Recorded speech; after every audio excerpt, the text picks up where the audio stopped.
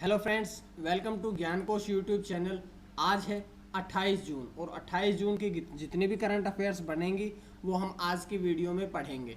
इस वीडियो का पीडीएफ आपको ज्ञान कोश यूट्यूब चैनल के डिस्क्रिप्शन में मिल जाएगा।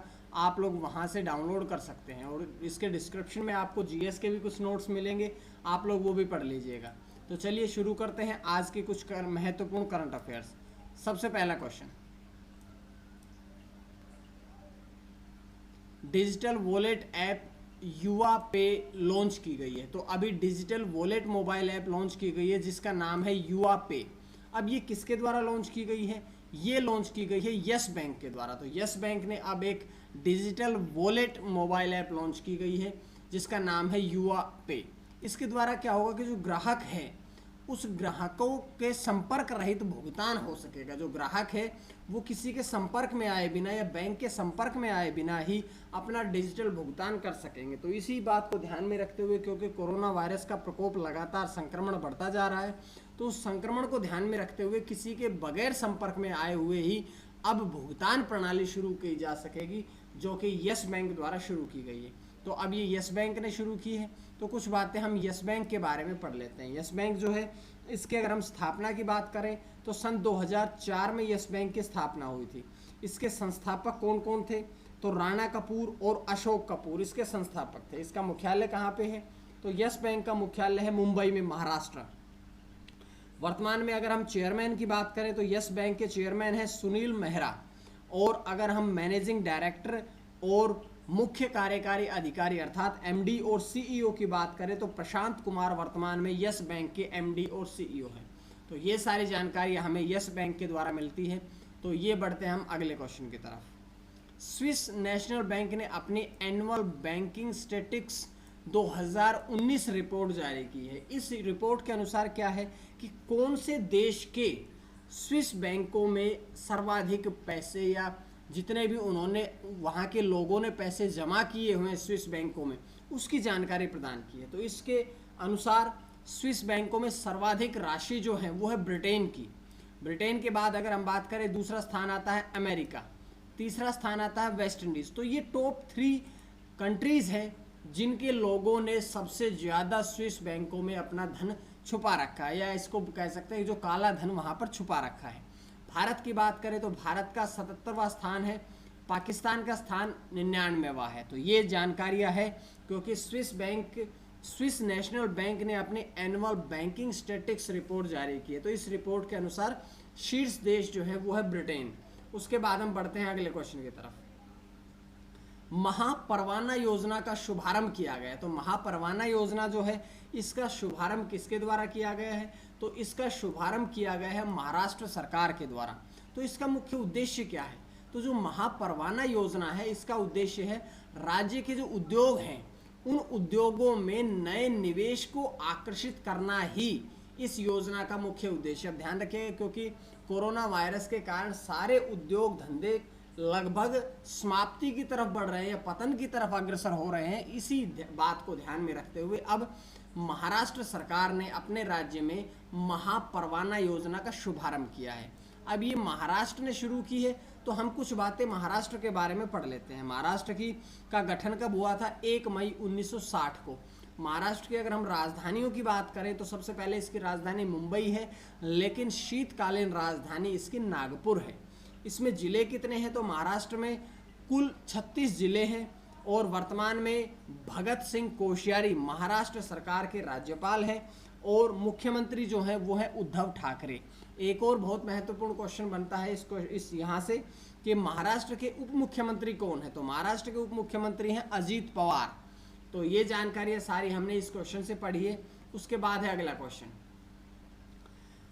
फीफा महिला विश्व कप 2023 की मेजबानी कौन करेगा? तो फीफा महिला विश्व कप 2023 की मेजबानी करेगा ऑस्ट्रेलिया और न्यूजीलैंड। दोनों देश मिलकर के अब फीफा महिला विश्व कप 2023 की मेजबानी करेंगे। इसके बाद 32 टीमें इसमें हिस्सा लेंगी और 32 टीमों के साथ ये पहला संस्करण शुरू किया जाएगा। उसके बाद है अगला क्वेश्चन, आदर्श पुलिस स्टेशन योजना की शुरुआत की गई है। तो ये किसके द्वारा शुरुआत की गई है? ये शुरुआत की गई है छत्तीसगढ़ सरकार के द्वारा। छत्तीसगढ़ सरकार के मुख्यमंत्री भूपेश बघेल ने घोषणा की है। इसके तहत क्या होगा कि जो पुलिस स्टेशन निर्धारित मानदंडों को पूरा करेगा, यानी कि अपने ड्यूटी, अपने कर्तव्य पूरी तरह से अच्छे से निभाएगा, जितने भी कार्रवाई हो रही है, FIR, सब चीज़ों पे अच्छी तरह से ध्यान देगा, तो उस पुलिस स्टेशन को पुरस्कृत किया जाएगा, उस पुलिस स्टेशन को पुरस्कार प्रदान किया जाएगा, ताकि पुलिस वाले भी अपने कार्य को सुचारू रूप से जारी रख सके। इसी क्षेत्र में ये आदर्श पुलिस स्टेशन योजना की शुरुआत की गई है। तो ये छत्तीसगढ़ सरकार द्वारा की गई है। छत्तीसगढ़ के बारे में भी पढ़ेंगे, लेकिन अगला क्वेश्चन जो है वो भी छत्तीसगढ़ से ही संबंधित है, तो वहाँ पर हम पढ़ लेंगे। जैसे गोधन न्याय योजना शुरू करने की घोषणा भी किसने की है? ये घोषणा भी छत्तीसगढ़ राज्य में की गई है और छत्तीसगढ़ राज्य के मुख्यमंत्री भूपेश बघेल द्वारा ये घोषणा की गई है। इसका मुख्य उद्देश्य क्या है? तो इसका मुख्य उद्देश्य है कि जो पशुपालन को व्यावसायिक रूप से लाभदायक बनाना, मवेशियों द्वारा खुली चराई को रोकना, पर्यावरण संरक्षण करना, जो पशु आवारा घूमते हैं उन पर भी रोक लगाना ही इस गोधन न्याय योजना का मुख्य उद्देश्य है। ये छत्तीसगढ़ राज्य द्वारा शुरू किया गया है। तो छत्तीसगढ़ राज्य के बारे में कुछ बातें पढ़ लेते हैं। छत्तीसगढ़ की राजधानी क्या है? रायपुर, नवा रायपुर, अटल नगर। इसका जिले कितने हैं? तो छत्तीसगढ़ में 28 जिले हैं। छत्तीसगढ़ की राजभाषा क्या है? हिंदी और छत्तीसगढ़ी। छत्तीसगढ़ का गठन कब हुआ था? 1 नवंबर सन 2000 को। छत्तीसगढ़ के राज्यपाल कौन है? अनुसुईया उइके। और मुख्यमंत्री जो है वो है भूपेश बघेल। ये बात हमने इसमें पहले ही डिस्कस कर ली थी। उसके बाद बढ़ते हैं अगले क्वेश्चन की तरफ। 31 जुलाई तक लॉकडाउन जारी रखने की घोषणा की है। तो कौन से राज्य ने लॉकडाउन जो है वो 31 जुलाई तक जारी रखने की घोषणा की है? तो ये झारखंड राज्य में घोषणा की गई है कि जो लॉकडाउन है कोरोना वायरस के कारण, वो अब 31 जुलाई तक जारी रहेगा। आवश्यक सेवाओं को छोड़कर सभी आवागमन जो है वो भी रात 9 बजे से सुबह 5 बजे तक बंद रहेंगे।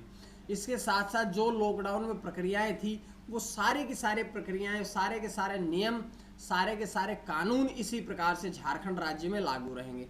तो झारखंड में लागू रहेंगे। तो झारखंड के बारे में भी कुछ बातें पढ़ लेते हैं। झारखंड की राजधानी रांची है। झारखंड में जिले कितने हैं? 24। झारखंड का गठन कब हुआ था? 15 नवंबर सन 2000 को। झारखंड के राज्यपाल कौन है? द्रौपदी मुर्मू। और मुख्यमंत्री जो है वो है हेमंत सोरेन। और एक बहुत महत्वपूर्ण क्वेश्चन है कि हेमंत सोरेन कौन सी पार्टी से संबंध रखते हैं? तो वे झारखंड मुक्ति मोर्चा से संबंध रखते हैं। ये थी इस क्वेश्चन से जानकारी। उसके बाद बढ़ते हैं अगले क्वेश्चन की तरफ।